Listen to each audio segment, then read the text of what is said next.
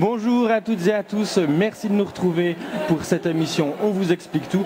Aujourd'hui, l'objectif de cette émission, c'est de répondre en à peu près 15 minutes aux idées reçues sur les semences potagères qu'on peut avoir.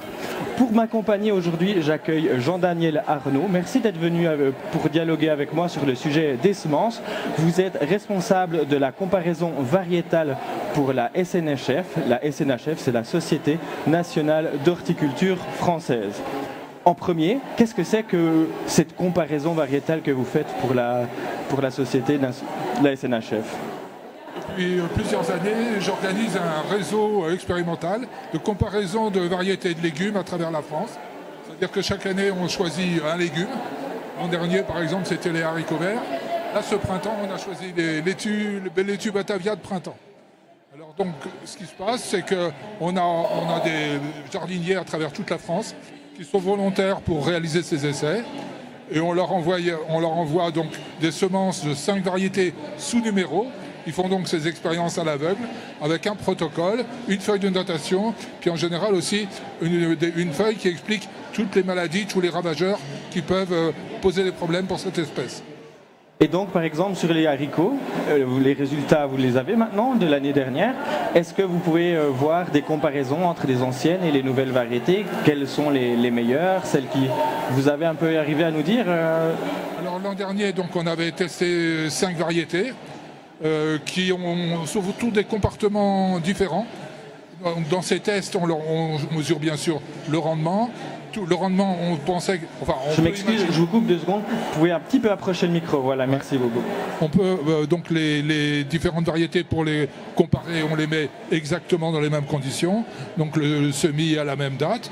Donc les gens les sèment avec ce protocole et font un certain nombre de notations. En particulier, bien sûr, on les laisse quand même faire comme ils auraient l'habitude de faire pour leurs haricots. C'est-à-dire qu'ils les récoltent au rythme qui leur convient. Parce qu'il y a des gens qui préfèrent faire peu de récoltes, il y a des gens qui préfèrent au contraire les récolter plus fréquemment pour en avoir la bonne quantité pour eux. Et puis à la suite de ces récoltes, ils font un test gustatif aussi. Donc pour ça, ils peuvent inviter des amis. Alors, par exemple, pour les haricots, donc finalement, on a pu vraiment exploiter que des résultats de 30 jardiniers, mais bien répartis sur toute la France. Mais les tests gustatifs, ils ont été réalisés par plus de 100 personnes. Parce que pour organiser les tests gustatifs, moi-même j'en ai organisé 2. On invite des amis, des voisins, la famille, etc. pour faire ces comparaisons de goût. Et alors, comparer les anciennes avec les nouvelles, vous faites ça, quelque chose comme ça, des variétés hybrides ou des variétés plus traditionnelles ? À chaque fois, dans ces essais, on essaye de mettre une variété traditionnelle et 4 variétés qui ont des caractéristiques différentes. Donc elles peuvent, là par exemple pour les haricots, on avait mis un haricot beurre, c'est-à-dire un haricot jaune, et puis aussi un haricot violet. En fait, les violets à la cuisson, ils redeviennent verts. Mais donc il y avait quand même 5 variétés qui avaient des aspects assez différents. Les comportements, il y en a qui font des grandes gousses, d'autres qui font des plus petites gousses. Une caractéristique qui est intéressante à observer sur les haricots, c'est la facilité de récolte. C'était que des haricots nains mangent tout. Donc si les haricots sont complètement dans le feuillage, c'est plus difficile à récolter. Par contre, s'ils sont au-dessus, il y a des variétés aujourd'hui qui sont au-dessus, qui sont plus faciles à récolter. Et donc, actuellement, pour les laitues, qu'est-ce que vous allez observer cette année avec les laitues ? Alors, les laitues, donc on vient d'envoyer des semences de laitues à 65 jardiniers à travers toute la France. Et là, sur la laitue, il faut savoir que c'est une des espèces pour lesquelles il y a le plus gros problème de maladie. En particulier, il y a une maladie qui s'appelle le brémia. C'est le mildiou de la laitue, qui est extrêmement grave, surtout pour les maraîchers. Pour les jardiniers amateurs, c'est un peu moins important, mais bon, ça fait partie des difficultés de la laitue. Donc là, dans ce test, on a une variété aussi traditionnelle et 4 autres variétés que des laitues Batavia, qui ont des caractéristiques différentes, en particulier sur l'aspect, le goût. Mais ce qu'on va leur faire surtout, qu'ils n'ont pas l'habitude de faire, c'est leur demander, une fois qu'elles sont bien développées, de regarder par en dessous, parce que les feuilles malades, c'est celles qui sont dessous, c'est celles qui sont proches du sol. Donc on va leur demander de peser les salades avant d'enlever toutes ces feuilles qui sont malades, et après. Comme ça, on mesure l'incidence des maladies sur les différentes variétés. Et puis par exemple, la laitue, moi qui suis aussi un peu jardinier, le problème c'est aussi sa montée à graines. Est-ce que c'est aussi quelque chose vous allez étudier parce qu'on a le dérèglement climatique, on a des étés plus chauds, on peut aussi un petit peu oublier de les arroser, puis chaud et un petit peu un manque d'arrosage, ça peut être des caractéristiques qui font que la laitue monte en graines.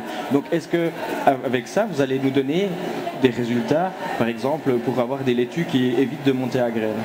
Alors, donc déjà, là, ça va être des laitues de printemps, hein, les semis se font maintenant, donc il y a moins de risque de monter à graines. Mais justement, quand même, pour observer un peu ça, ce qu'on leur demande là, à chaque fois, ils vont semer 10 plants pour chaque variété, donc ils auront 50 plants, mais on leur demande de faire en 2 séries. Ça fait beaucoup de salade à manger, hein. Oui, mais ça fait partie, mais ils peuvent en donner aux voisins, ils peuvent s'arranger. Mais donc, sur les 10, ils vont en récolter 5 d'abord quand elles seront prêtes, et ils vont attendre encore 10 jours pour récolter les 5 autres. Et donc on va voir la différence qu'il y a entre 10 jours, en particulier s'il y en a qui ont commencé à monter. Parfait. Dans les idées reçues qu'on a aussi sur les graines potagères, il y a les fameuses hybrides. Est-ce qu'aujourd'hui, vous pouvez me dire, ou peut-être m'affirmer le contraire, que ces hybrides, c'est quand même des plantes qui sont plus fragiles ou pas fragiles? Parce que j'imagine toute la recherche et développement qu'il y a pour sortir une nouvelle variété, l'inscrire au catalogue, ça demande des frais, tout ça. J'imagine qu'elles sont un petit peu plus résistantes. Alors, de toute manière, dans les différents travaux que font les sélectionneurs pour améliorer les variétés, le premier critère pratiquement c'est le problème des résistances aux maladies. Alors il y a bien sûr aujourd'hui le goût, le rendement pour les potagères, c'est pas tellement pris en compte. Surtout c'est la résistance aux maladies et éventuellement la facilité de récolte, de faire pousser, d'avoir eu que les légumes poussent bien. Mais en ce qui concerne la résistance et les hybrides en particulier, il faut savoir que si on fait des hybrides, d'abord, l'hybridation, le terme hybride est mal perçu par le public. S'il y a de la biodiversité sur Terre, c'est parce qu'il y a eu des hybridations, des mutations et des hybridations. Donc avoir une réticence pour les hybridations, ça n'a aucun sens d'un point de vue génétique et évolution des plantes sur la Terre. Alors, depuis un certain nombre d'années, on fabrique ce qu'on appelle des hybrides F1. Et donc il y a un certain nombre de gens... Dans les F1, on sait ça en lisant le sachet de semences, c'est ça? Quand on achète un sachet de semences, pour certaines espèces uniquement, on trouve des hybrides F1 et des variétés classiques, des variétés fixées. Les hybrides F1, si on fait des hybrides F1, c'est pas pour le plaisir, parce que c'est beaucoup plus compliqué à faire. Ce qu'on essaye de faire, c'est cumuler sur une génération, sur une plante, un maximum de gènes différents pour arriver à apporter justement plus de vigueur et des résistances aux maladies. Donc pour ça, on va sélectionner en fait 2 plantes qu'on va essayer de fixer, mais avec des gènes complètement différents sur les 2 plantes. Et l'hybride F1, ça va être le croisement entre ces 2 plantes, et ça va être la génération du croisement de ces 2 plantes. C'est pour ça qu'on l'appelle F1. Est-ce que vous pouvez juste rapprocher encore le micro, on vous a bien entendu. Donc, normalement, on va prendre donc les caractéristiques de la plante mère 1, de la plante mère 2, puis on va espérer que les 2 caractéristiques qu'on a cherché à avoir se retrouvent dans la plante 3, enfin l'enfant de ces 2 plantes. On ne va pas espérer, ça veut dire qu'on les a testées pendant plusieurs années. Pour fabriquer une variété, il faut entre 12 et 15 ans. C'est un gros travail. C'est difficile de créer une nouvelle variété et après de la faire inscrire au catalogue, parce qu'aussi il faut qu'elle soit différente, enfin qu'elle réponde à un certain nombre de Est-ce qu'on aura peut-être une laitue Arnaud 10?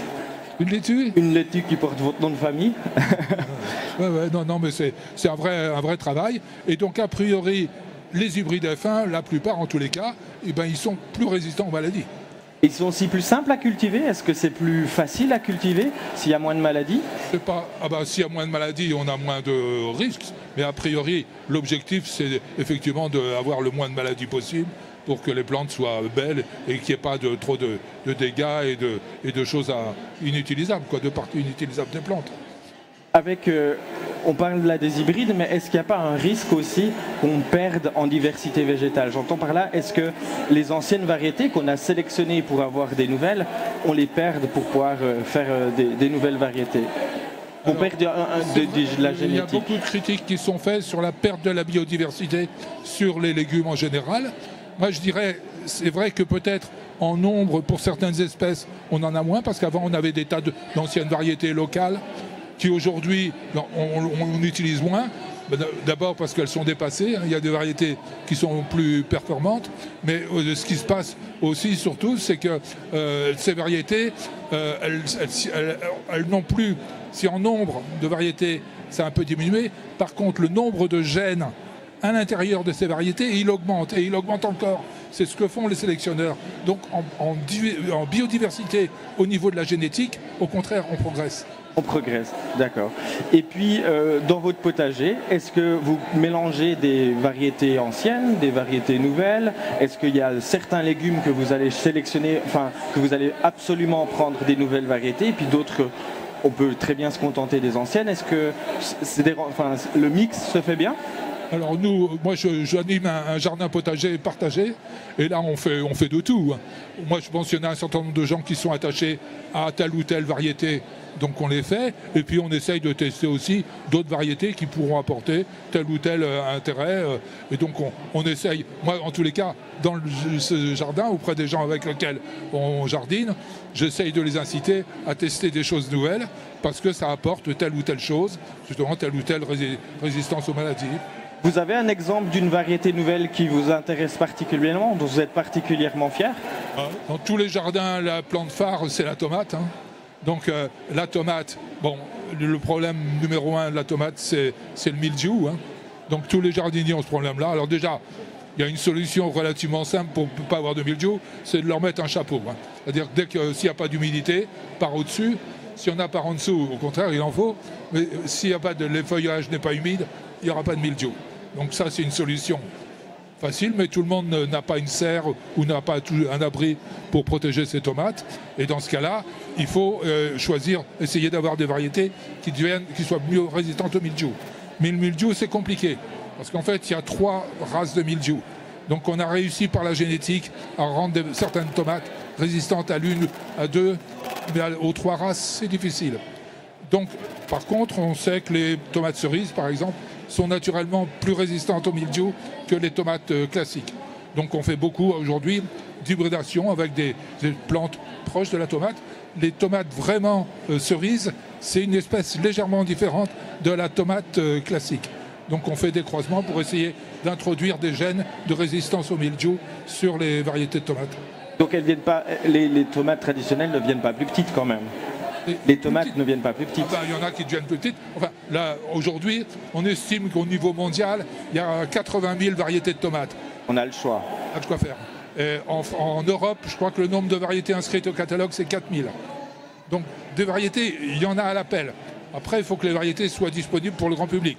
C'est-à-dire qu'elles soient bien en vente par les différents distributeurs en France. Donc là, ils en choisissent un certain nombre, mais il y a une disponibilité qui est très importante. Et moi, j'ai appris on trouve dans les jardineries des tomates greffées. Donc j'imagine qu'il y a des tomates qui sont plutôt sélectionnées pour leurs racines, puis pour d'autres, enfin le porte-greffe, et d'autres pour les fruits donc. Parfaitement. Donc effectivement, maintenant vous trouvez dans la distribution des tomates greffées. Alors d'abord, il faut savoir que la tomate, pratiquement, c'est une espèce très voisine de la pomme de terre, hein. Ce sont des solanacées, toutes les deux, et on peut greffer des tomates sur des pommes de terre. Donc on récolte les tomates et des pommes de terre? À la limite, oui, ça doit être possible. Moi, je ne le fais pas dans mon jardin, mais techniquement, ça doit être jouable. Par contre, on utilise pour la tomate des porte-greffes qui sont souvent des croisements d'une tomate avec une autre espèce qui vont apporter donc de la vigueur, hein, parce que l'objectif du porte-greffe, c'est d'apporter surtout de la vigueur. Des résistances aux maladies du sol. Résistance aux maladies, voilà. Tout ce qui peut poser des problèmes dans le sol, une meilleure exploration du sol, plus de vigueur. Et donc on met le greffon, on met la tomate qu'on veut. Pratiquement, on choisit donc dans ce cas-là les variétés qu'on trouve les meilleures pour le goût. Et à travers ça, ces tomates seront plus résistantes aux maladies. Mais surtout, ce qu'il faut savoir si vous essayez des tomates greffées, c'est qu'il ne faut pas les conduire comme une tomate classique. Une tomate greffée, elle va être beaucoup plus vigoureuse. Il faut considérer pratiquement qu'on n'a pas un plant, mais qu'on en a 2 ou 3. Donc il faut faire monter, il faut les conduire différemment. Une tomate greffée, ça ne se conduit pas comme une tomate classique. Vous avez 35 ans de jardinage derrière vous. Est-ce que vous avez une astuce à me donner pour mon potager cette année? Moi, ce que j'aime bien, en fait, c'est aussi essayer d'autres espèces que je n'ai pas encore essayées. Alors cette année, par exemple, j'ai décidé d'essayer de faire du cerfeuil tubéreux. Vous avez déjà essayé? Alors moi j'aime beaucoup les légumes anciens, le cerfeuil tubéreux j'aime bien, mais aussi le persil tubéreux qui est pas mal, que je vais essayer cette année. Le persil tubéreux, qui est très très bien aussi cette année. Voilà, nous on arrive gentiment au terme de cette émission. Il ne me reste plus qu'à vous dire de rester connectés parce que tout de suite il y a une nouvelle émission présentée par Philippe Lefebvre. Poussons le débat, on se retrouve demain pour une nouvelle émission, on vous explique tout, ou tout à l'heure pour la cuisine du village. A tout de suite.